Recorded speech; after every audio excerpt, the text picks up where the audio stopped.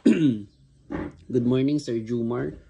This is Rod Ignacio from Gree Hobby Collection. So, pakita ko lang po sa inyo tong unit nyo, sir, bago tayo mag-accuracy test. Na-zero ko na rin po siya using 0.25 gram BBs. Pero pwede kayong gumamit ng 0.23 gram BBs dito, sir.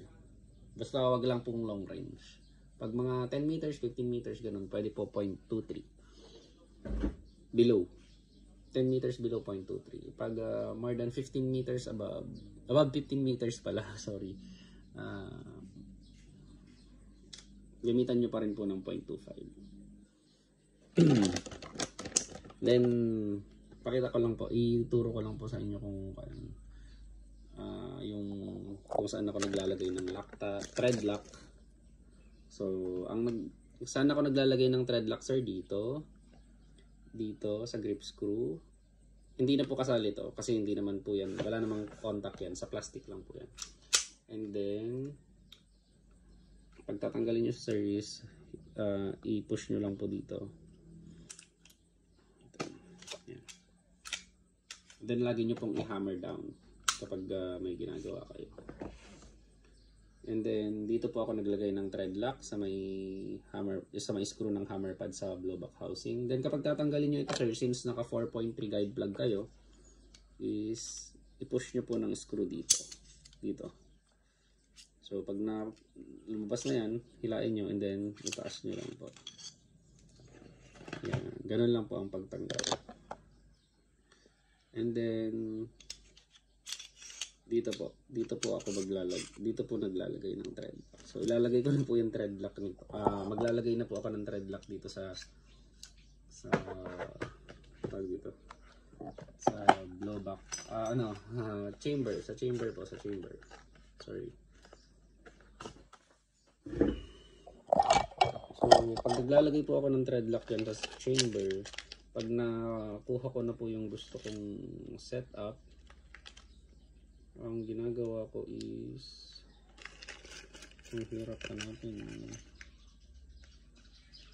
screw yung alin. So ang ginagawa ko po is tinatanggal ko muna yung isa. So tanggalin muna yung isa. Huwag po kayong gagamit ng ng hindi Stanley na hex kasi baka mamaya bilugin niya yung head ng screw. So dito po ako naglalagay ng thread lock.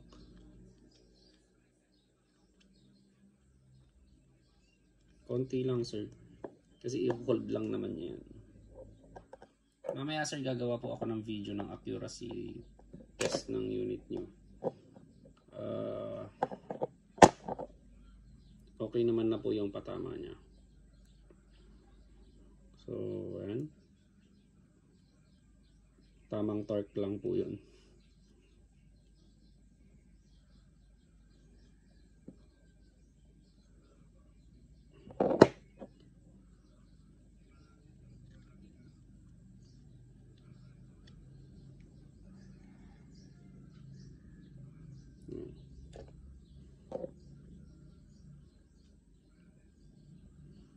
Yung mga magazine base pad nyo, sir, hindi ko pa po pala kinabit. Saka ko na po ikakabit pag ipapaship na.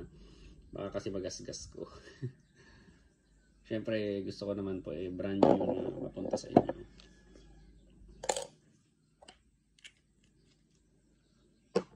So, pag naglagay kayo ng thread lock, sir, always don't forget yung curing period. Kahit 10 to 20 minutes lang po. And then ito po yung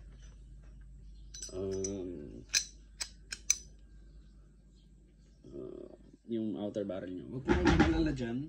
Hindi po yan gas-gas. So patutunayan ko po na hindi yan gas-gas. I-wipe natin. Sa oil lang po yan.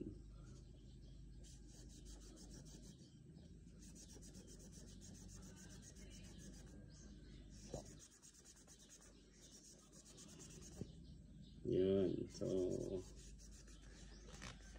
ayan, sir. So, normal po yan sa outer barrel. Kasi talagang nagkakaroon po dito ng friction. Pero maganda po tong outer barrel na nakuha ninyo. And then kapag ilalagay nyo na po ito, ituro ko lang po sa inyo kung saan naglalagay ng oil, sir.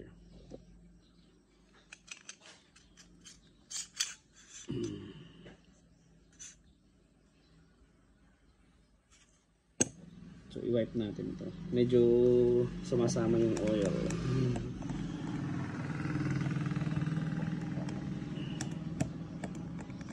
Pag pumasok po kasi yung oil sa chamber, sir, kahit gaano po kaganda ng setup nyo,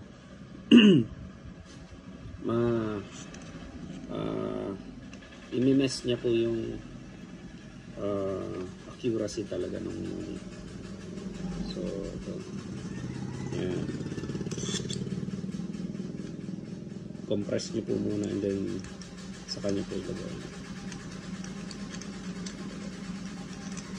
Yan. Isa natin ito. So, ano sir?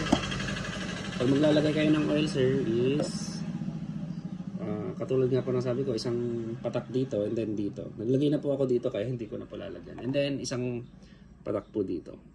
Yan. Yun lang po yun.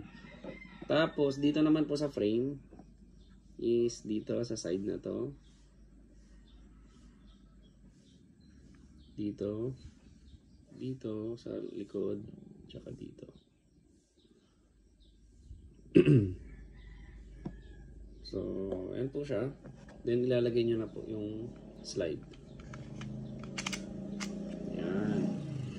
Pag nailagay nyo na po yung slide, of course, yung slide lock, maglagay po kayo ng konti dito. Isang patak lang. And then, maglagay kayo ng isang patak dito, sir. And then, i-spread nyo lang po sa pamamagitan ng fingertip. Isalin nyo na po yung guide rod. So, ayan na, sir. Lagyan nyo na rin po yung hammer dito. Sayang. So, yun lang, sir. Yun lang po yung nilalagyan ng oil sa gas blowback piston. Huwag nyo na pong i-overlube. Kasi itatapon lang po niya yan. And then mapupunta pa baka mapunta pa sa chamber. So mawawala po yung accuracy ng unit. So yun lang, sir. Abangan nyo na lang po yung accuracy test na video. Yun po yung ipopost ko sa Facebook. Thank you very much po.